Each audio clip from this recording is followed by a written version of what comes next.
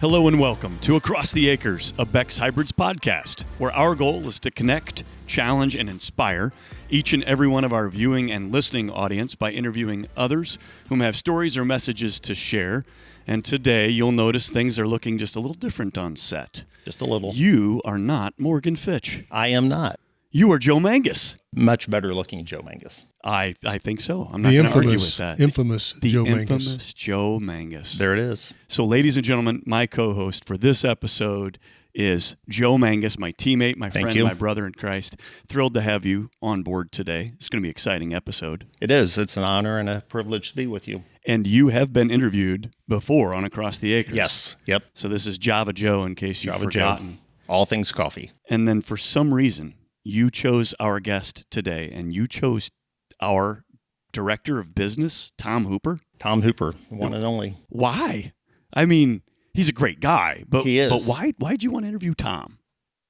Tom has he's been with the company a long time and various roles, and he's an interesting individual. And we've known each other. I'm the only guy at Beck's that doesn't root for a baseball team that's against his. There you go. I knew there was a secret here. There's always, because being a diehard Reds fan, big time, and you are willing to say sure. I'm like a Colts fan. Sure. Whoever wins. Wait a minute. Is that's not baseball? Is okay? Yeah. No, but you're so close. There's a ball involved. Yeah. So baseball, football, it's close enough. You'll find out I have much athletic body or talent. It's not your thing. No. And that's okay. Different gifts, different talents.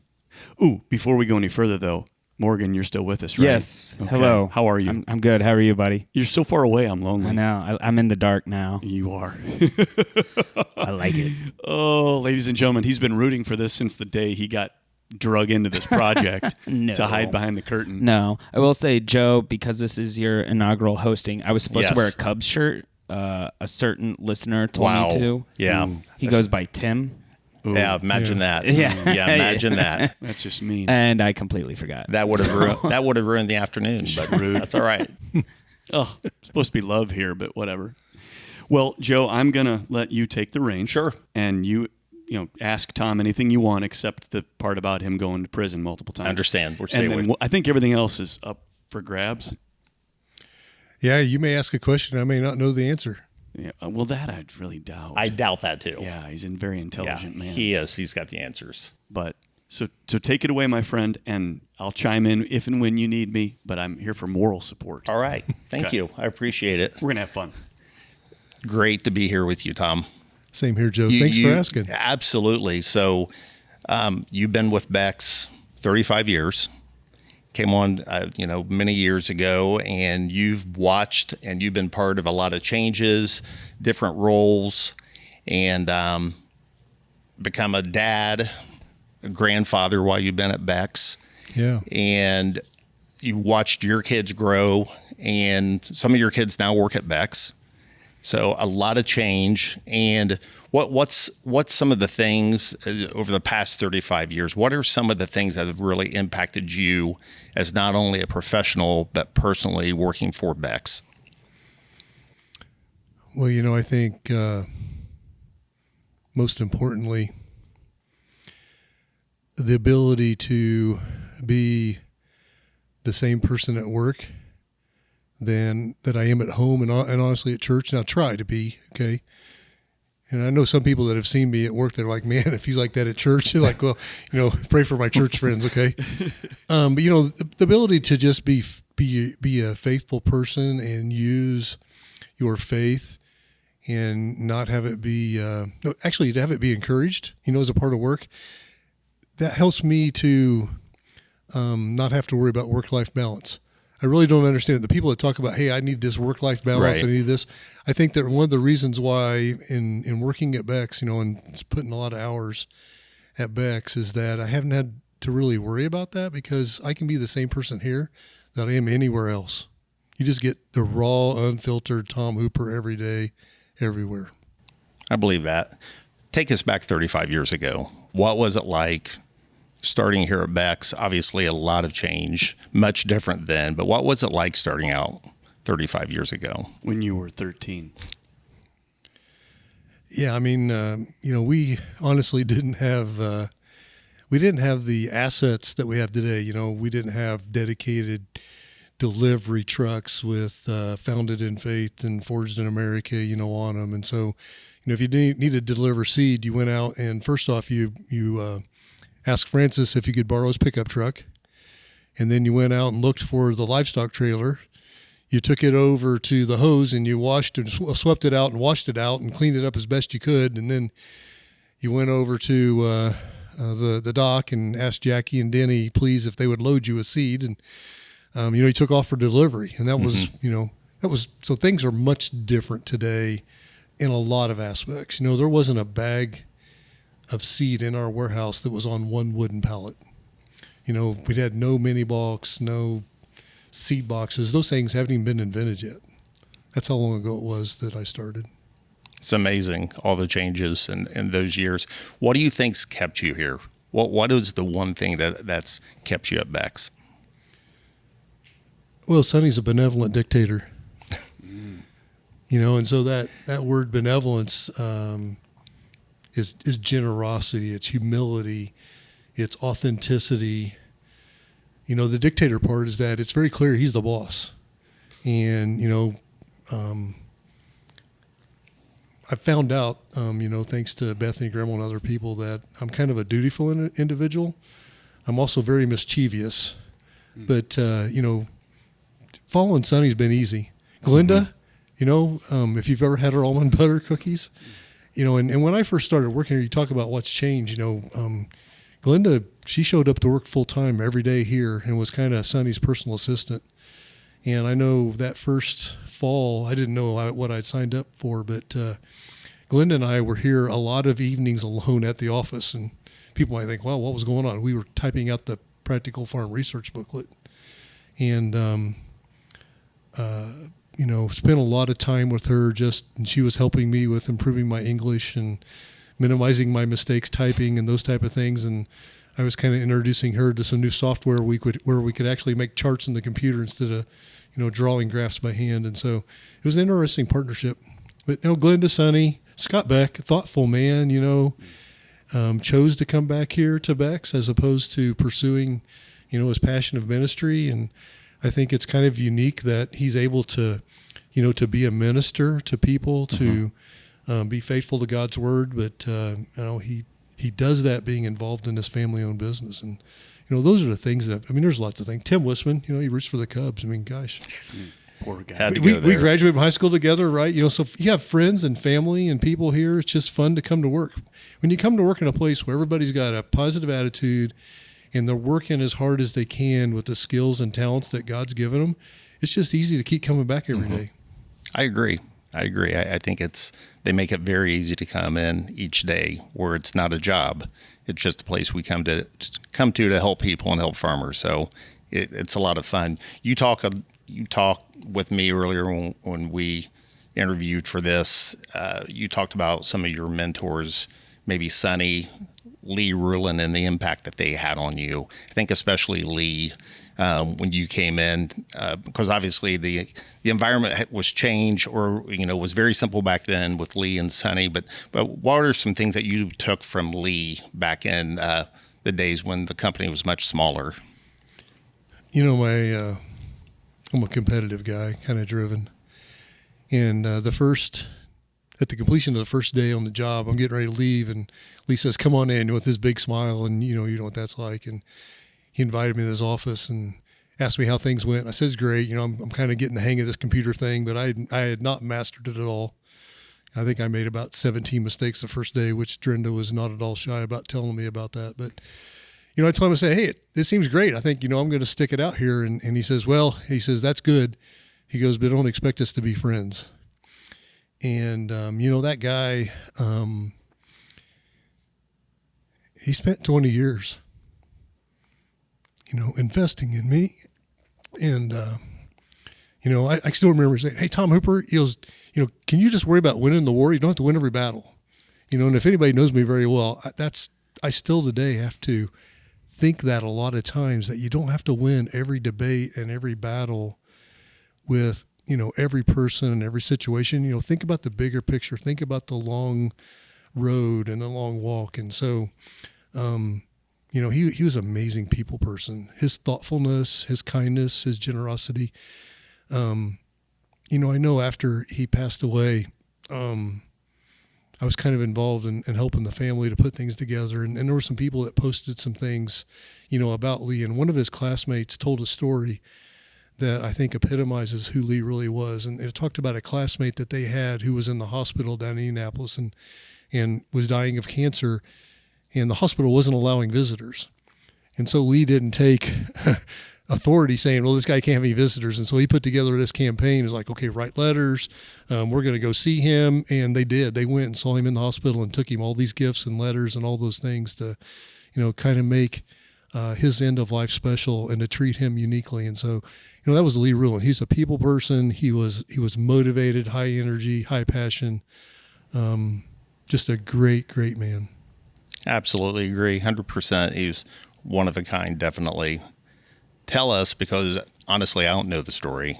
How did Tom Hooper end up on the leadership team? It was a big mistake.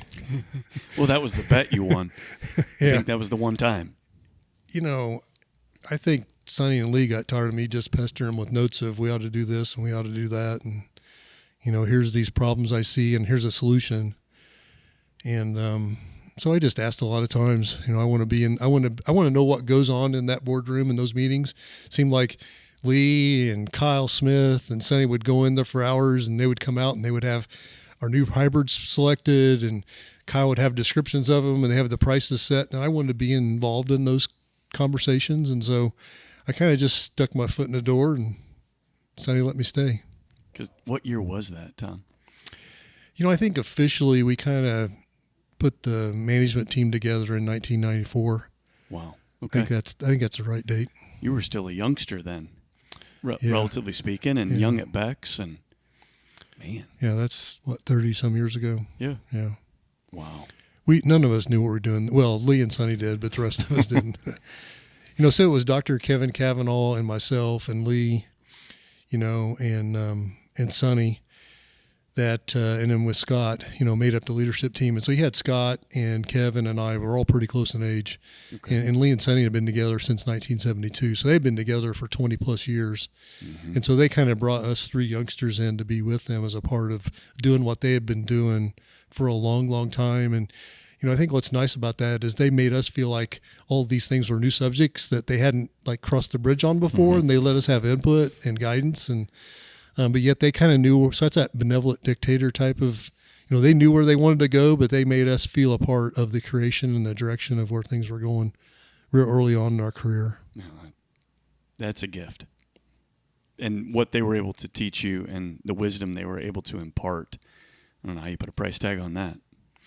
It's invaluable. Yeah. And I think it's, it's the richness. This company's been blessed. And I think it's been blessed because it's not been a one-man or a one lady or a one person show. It's just been everyone working together, pulling in the same direction. The nice thing about it, it's actually kind of interesting.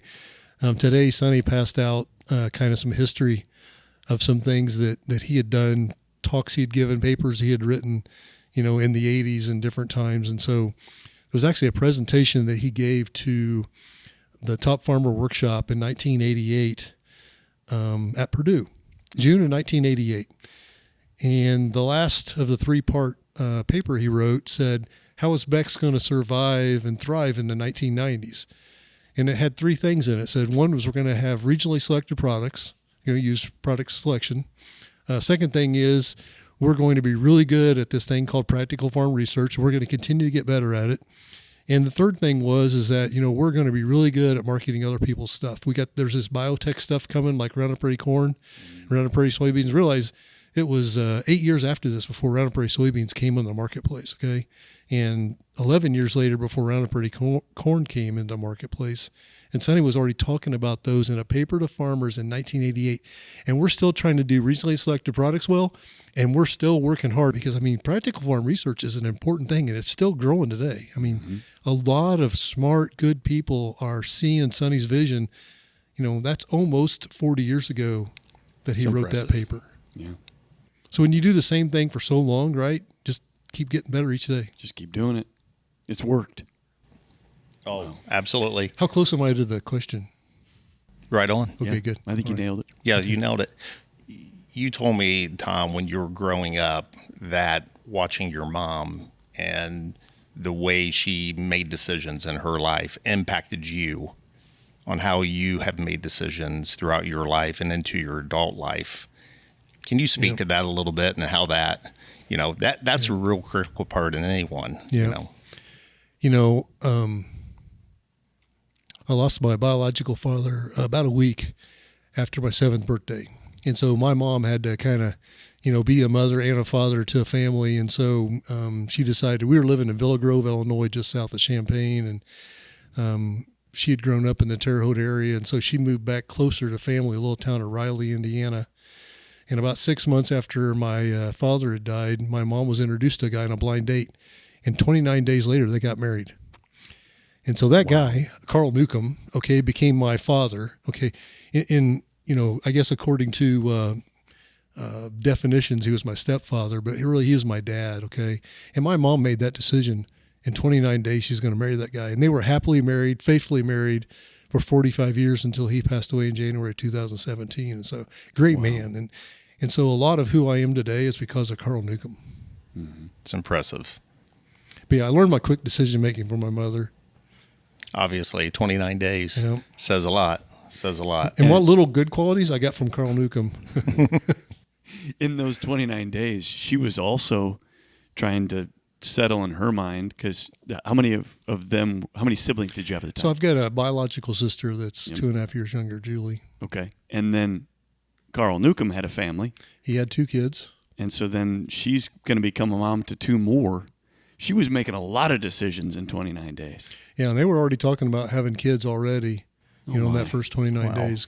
As a kid, I'm a curious guy. I'm a snooper, I guess, or whatever. But I'd listen to their conversations, and every night they were together for those 29 evenings, and they were talking about the plans for the future and what they were going to do together. And they were like, "Hey, we want to have yours, mine, and ours," which I think that's like a Doris Day movie or something from the 70s or whatever. Yeah, but I think you're right. Maybe the 60s, I don't know. But they were talking about having yours, mine, and ours, which eventually they did. Yep. And as a kid, you're listening to your mom, and this guy's going to become your father, talking about these things. And so that none of it sounded bad. None of it was scary. It's like, okay, yeah, I could see that being a good thing. But you didn't know Tim and Jamie were coming, so you would have probably guided them differently had you known. I got 2 good brothers. Yeah, yeah, Tim and Jamie. Jamie's the athletic one, and Tim he's got the skills of persuasion and all the good things that I don't have. Yes, he does. Go back and listen to them, listeners. That's right. That was a good episode. It was a good episode. Yeah, very good. Selfless plug.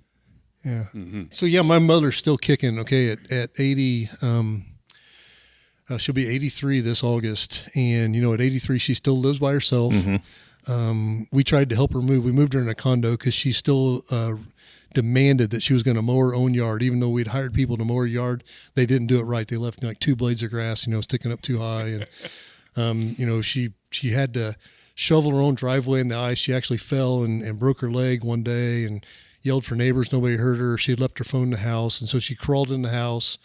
She's already got to the hospital. They've set her leg before she calls any of us kids to tell us what's happened. Okay, she's so tough. A lot of my independence, my decision making, all came from my mother. And the other thing is Joe, one of my bad qualities is that I'm pretty open, and that came from my mother also, because she would look at me and she'd go, "Tom Hooper, you're going to go to hell as much for thinking it as saying it. So you better tell me what you're thinking before you go out and do something and get in trouble for doing it." Ooh. Yeah, that was scary from Sharon Newcomb. Yeah. She was right on it. Yeah, she was accurate. Yeah. What a great mom, though. Yeah. Yeah, that's awesome. So one of the things that we talked about in your role in your everyday business here at Beck's is something as easy as scheduling. Because obviously everyone's busy. Your schedule and calendar is incredible. And you made a comment to me about the days of the week. We met on a Friday, and how you kind of set aside certain days of the week for meetings and things, and then you leave Friday as an open day. Yeah. Can you just speak to that a little bit? Yeah, I really learned that from Lee, and I witnessed him doing the same thing, 20 years ago.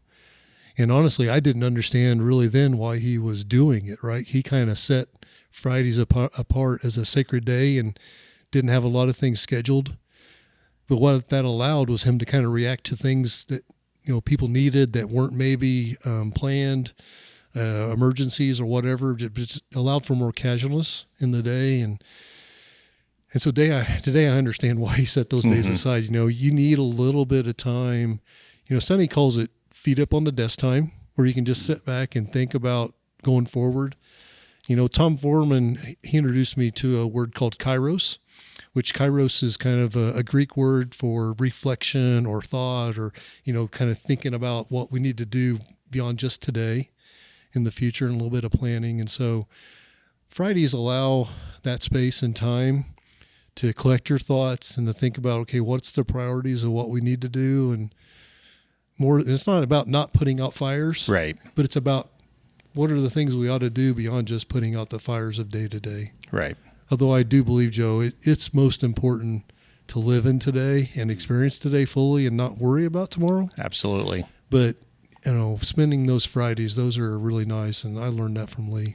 That's pretty incredible, because with the chaos of the world and the chaos of business, you can just absolutely lose track of where you are and what you're doing. And so being able to set that day apart is just, I think that lends right into success. So it's a really important lesson. So how does Tom Hooper get to know people? We have a lot of people in and out of Beck's and from the region and the Midwest. How does Tom Hooper get to know people? You just got to be curious about them. And sometimes my questions are too probing, but it really just comes out of a love and an interest to try to get to know people. I mean, in an interview, I want to know, who your wife is, who your kids are, where you go to church, and probably half those questions are illegal according to the government and HR. That's why Bethany calls me HR's worst nightmare, and she's right. I am, but just there's a true passion to want to know who the person is that, whether it's a customer sitting across the table or a pickup truck from you, or if it's a prospective employee or someone that comes into my office unannounced, great. I want to hear about your problem, but I also want to know, I can't help you at all without knowing who you are right. and all the things you're dealing with. And the only way we're going to do that is and I'll share anything with anybody also. I'm an open book, but you just got to be curious and ask questions. And honestly, how they answer the first question, you listen to it, and that determines what the second or third question is going to be, because you can't have a list of pre-planned questions. Right. I'm on a call committee at church right now, and they want to have this to go interview pastors. They want to have this list of questions, and they're like, Tom, what's your list of questions? Like, I really don't have any. I'm gonna ask a first question, which is usually about them and what's their hobbies, or how would I know if you were mad, or something like that. And then how they answer that question is going to depend on where we go after that. Interesting. Back in the day, you used to do time with Tom, but that just fell away because demands on your time probably were too great. Well, Bethany came up with a better idea of what we ought to do at that time. And so we replaced time with Tom with the culture breakfast. Oh, that's right. Which is just an amazing idea that she had.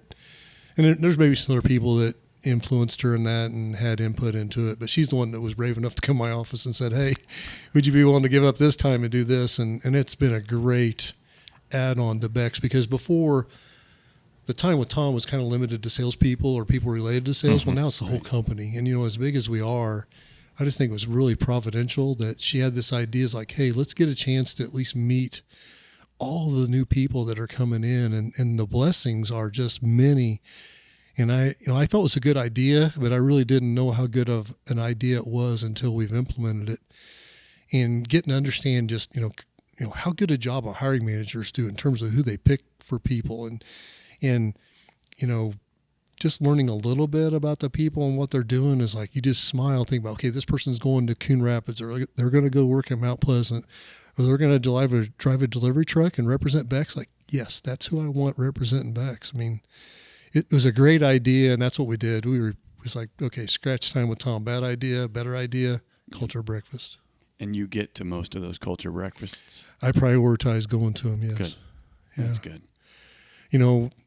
Like this week, Bethany's going to be at a different event, and so I'm going to host it.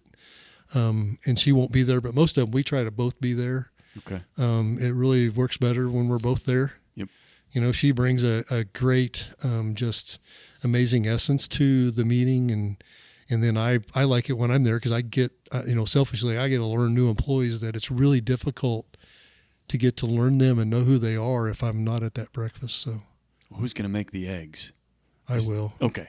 Yeah. I mean, we'd hate to go without eggs. I would Absolutely. love it if Kent wants to come over and help me. I would take all his help. Kent is a fabulous cook. He really is. Yeah, he's a great guy. The guy can sling it. It's impressive. Actually, I think I learned to cook a lot of things from him. My gravy almost mimics his. So, Ooh, yeah. Okay. Secrets in the sauce. Yeah, I'll tell you what the recipe is, but yeah. Well, the culture breakfast, you talked about, sometimes you host. One thing that wasn't mentioned is that's in your own home. You and Bethany both open up your home to new employees, and it's a huge impact for those individuals. Yeah, kind of the second week I was on the job, Lee told me to go spend some time with Kyle Smith, and so I arranged a time to go talk with him. And Kyle Smith told me the story of how he got the Becks, and a part of that story was that Kyle had been president of another family-owned seed company, and that the patriarch had passed away, and so the kids had a vote, and they voted Kyle out of being president while he was on a 2-week Gideon mission trip. And so he comes home from this mission trip to find out not only is he no longer president, but they had fired him. Wow. And so he came to Beck's. And so one of the things that Kyle was wanting to make sure is that he wasn't going to make the same mistake twice. He wasn't going to go to work for another family-owned seed company without having ownership. And so he's like, no, for us to stay a family-owned business, I can't have non-family owning. Right. But what Kyle told me was that Sonny told him, he's like, look, every other way I can, I'm going to treat you like a family member. I'll invite you to my house for Christmas. Anytime there's a meal being served at my house, you're welcome to slide your knees, underneath the table at my house, and Glenda will fix you, working overtime, whatever, lunch, come in. And I think that's a great testimony. It was shortly after that, they built the new office. So I was 76 when Kyle started. In 1978, they built the new office. Now it's the old new office, but so the brown building was built, and because before that, the office was out in the old corn cribs, where the production break room is now, but it wasn't near that nice. Okay. In 1976, and so 78, they built a new building.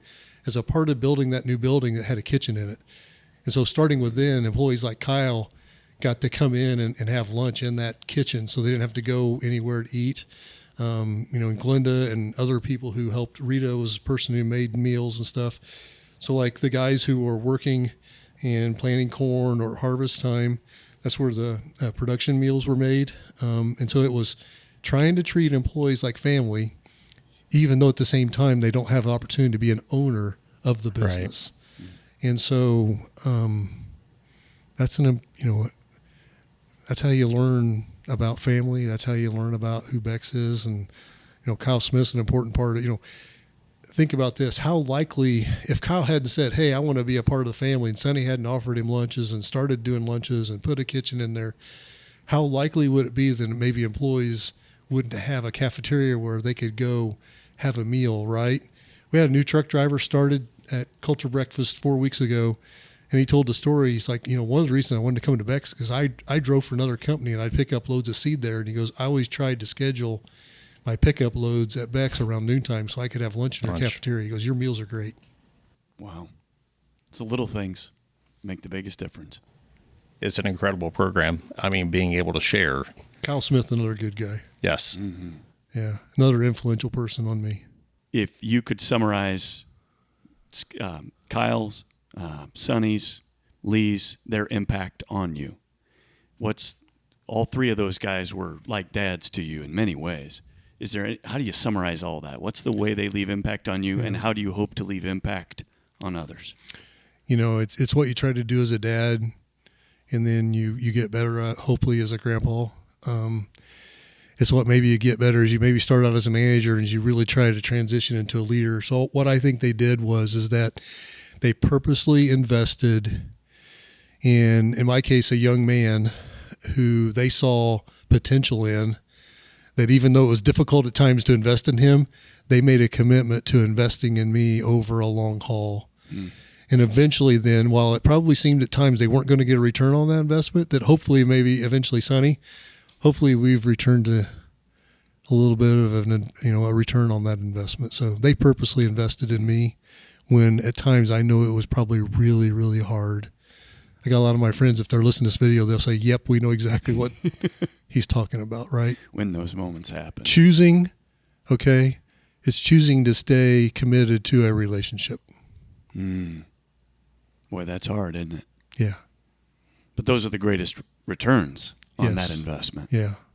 When we stay in it. Yeah, we need to teach a class to young men about this, right? That, okay, what are the criteria I want to use for choosing in a mate, but then understanding is like you are making a commitment, and this is going to be really, really hard work. Even though at this stage you don't understand it, but it's going to be hard work to stay committed to that relationship, and not that there's not just huge rewards, right, to that commitment. In the middle of the hard work of staying committed, we don't understand that. And I know I failed at my first marriage. And I think I would have been better at my first marriage if I'd had one of them classes I could have took and understood. If I'd have had the lessons of Kyle Smith and Lee Rulin and Sonny Beck and Scott Beck, just purposely hanging with someone, okay, you make a better husband, a better father, a better dad, a better grandpa, the quicker you can learn those lessons in life. Well, and Father's Day is coming right up, and it's an opportunity to remember who our dads were, if they're no longer with us, who our dads are, if they are, and if you are a dad, the legacy is not yet over. Yeah. The legacy you're leaving for your kids and grandkids, it's not done. And the So best keep it gift that a grandkid or a kid or a great grandkid can give to that male father figure in their life is just words of appreciation, of understanding that, right? No monetary gift. Just pin your words down, old-fashioned. Yep. Write it down on a piece of paper in your handwriting and say, I love you, and here's the reasons why. Yep. I've lost the pocket knife, but I've never lost the letter. Yep. True. Thank you. Now, Joe, you can get to the fun fast If we use five. up all the time, we can just skip this part. No, this is the best. This is the best. This is part. easy. Easy.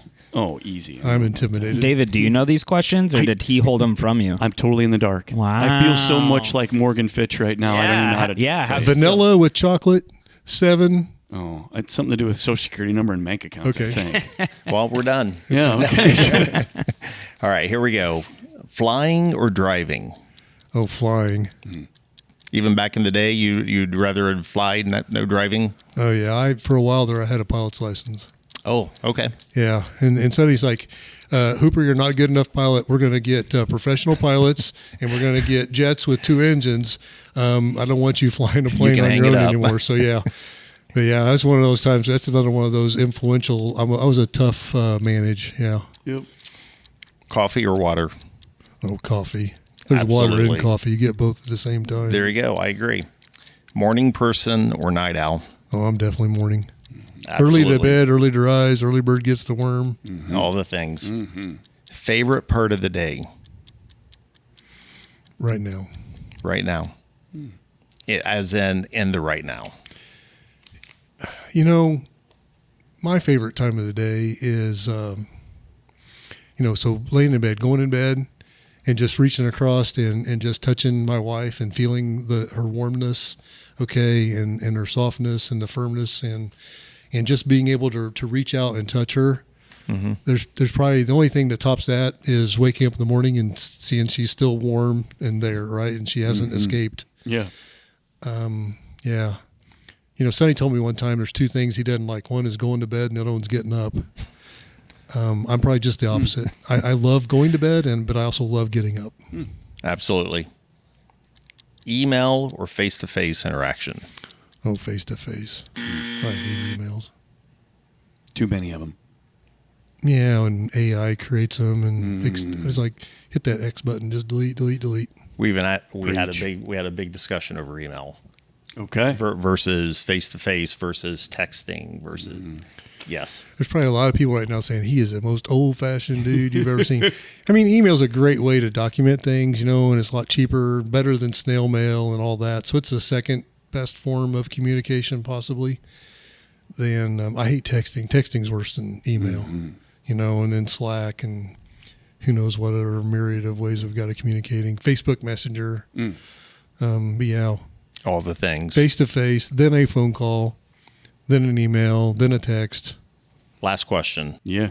What has been the biggest surprise at Beck's for you that you would consider to be the biggest surprise in a great, fun, successful way? Oh, man. You have to understand, when I started, Beck's called themselves an Indiana company, but I'd grown up in Evansville in southern Indiana, and I had a good friend who was kind of my idol in terms of being an independent farmer. He was a senior when I was a freshman in high school, and Mike Hirsch was my idol. And I kind of called him to tell him I'd left DuPont, this big Fortune 100 company, and went to work at Beck's. And he goes, "Well, who's that?" And I said, "Well, they're an Indiana seed company." He goes, "Never heard of them." And so Mike Hirsch today's a dealer, and of course he's farming 10 times what he was back then. Successful guy, and so I never imagined that Beck's hybrids would be the number one seed brand in Gibson County, Indiana, which is my home county. Right? It was hard to believe. When you open up a book and you looked at the top seed brands in the United States from a survey done at the Farm Progress Show, which in 1999 the Progress Show was held at Rochester, Indiana, northern Indiana. And back then they surveyed every farmer come in and asked them, what herbicides you use, what seed you plant, all that. And so we were 25 pages deep into the listing of seed brands. Whoa! Based on size in 1989. Okay, so you had to go 25 pages deep in that book to find Beck's. I never imagined that one day we'd be in the first page. I just hoped maybe we made it to like page 20. Right? And right. Honestly, it wasn't that I'm a big dreamer, I'm a big thinker, but I also try to be practical and realize that if I'm going to go on vacation in Denver, Colorado with absolutely no resources or help from my family, when I was in college, I was probably going to walk there. I was going to bum a ride, or I was going to convince a friend at college to take me there. And so how am I going to get on vacation just using the resources that I know about today? And there's probably a testimony there that I need to be a lot more faithful in figuring it out. But now we're in 22 states. We got 1,000 employees. We had 17 employees when I started. And so much has changed way beyond my dreams, and I was a big dreamer. Yeah, we're almost we're marching towards 1,100. I was just wishing at that time that we had bags on wooden pallets in the warehouse so we could use a forklift to load them on a truck. And you wouldn't have to pressure wash out or rinse out the livestock trailer. Exactly. That's crazy. Or I didn't have to make the deliveries. I had a dedicated guy to do it, right? Because you had to unload the bags when you got there, one by one. Absolutely. Yeah. No gas-powered fork trucks, none of that. Man. Times have changed. Times have changed. Big time. Beck's is growing, and hopefully we'll continue to grow as the Lord blesses us, and we'll just see what tomorrow brings. If we continue to come to work every day with a positive attitude, and we work as hard with the talents and skills God's given us, and not be jealous of someone else's skills, just work with what we're good at. Amen. Amen. Just fine. Yep. Easier for me to say than do. Well, true. For us all. Joe, anything else we're missing? I think we're good. Morgan? It's been great. We're good. good. Ready to wrap, my brother? Yeah, man. Well, ladies and gentlemen, thank you for joining us. Tom, thanks for being with us you. on this episode. This Thanks was for fun. asking. Yeah, we appreciate having you along. And Joe, thank you for being asking. our guest host this Absolutely. time around. It's been This was a great. blast. I got to sit back, relax. It was great. Took a little nap. It was good. Awesome.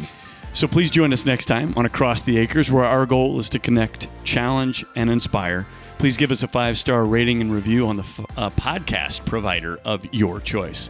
And until next time, we will catch you across the acres.